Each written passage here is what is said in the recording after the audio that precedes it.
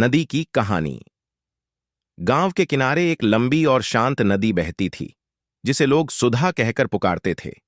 नदी का पानी स्वच्छ और नीला था, और उसकी लहरें हमेशा मृदु और शांतिपूर्ण रहती थीं। गांव वाले मानते थे कि नदी एक देवी का रूप है, जो उनके जीवन की खुशियों और दुखों को अपने पानी में समेटे हुए है।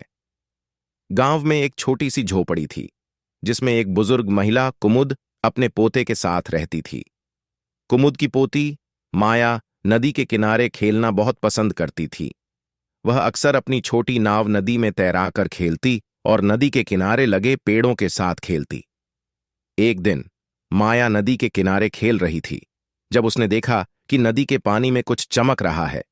वह उत्सुकता से पानी के पास गई और देखा कि एक पुराना संदूक नदी के तल में छिपा हुआ था। संदूक को देखकर उसकी आंखों में चमक आ गई। माया ने अपनी दादी को बुलाया और संदूक को निकालने की कोशिश की। कुमुद ने संदूक को ध्यान से खोला और अंदर एक पुराना हस्तलिखित पत्र और कुछ सोने की मुद्राएं पाईं। पत्र में लिखा था कि यह नदी एक बार बहुत समृद्ध और ऐतिहासिक शहर के पास बहती थी, लेकिन समय के साथ उस शहर का नाम और इतिहास खो गया।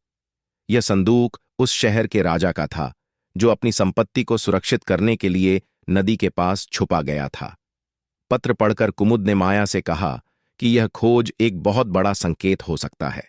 उन्होंने निर्णय लिया कि इस संदूक और पत्र को गांव के लोग और इतिहासकारों को दिखाया जाएगा, ताकि खोई हुई धरोहर को फिर से उजागर किया जा सके।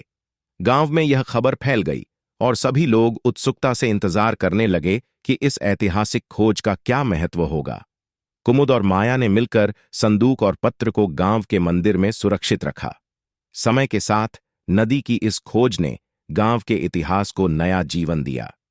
लोग नदी के किनारे पर आकर उसके महत्व और उसकी खोई हुई धरोहर के बारे में जानने लगे। नदी अब केवल पानी की धारा नहीं थी, बल्कि इतिहास और संस्कृति की एक महत्वपूर्ण कड़ी बन गई थी। माया और कुमुद की खोज ने सबको यह सिखाया कि कभी-कभी छोटी-छोटी चीजें भी बड़ी कहानियां छुपा सकती हैं, और नदी अपनी मौन धारा में हमेशा अपनी कहानियां सुनाती रहती है।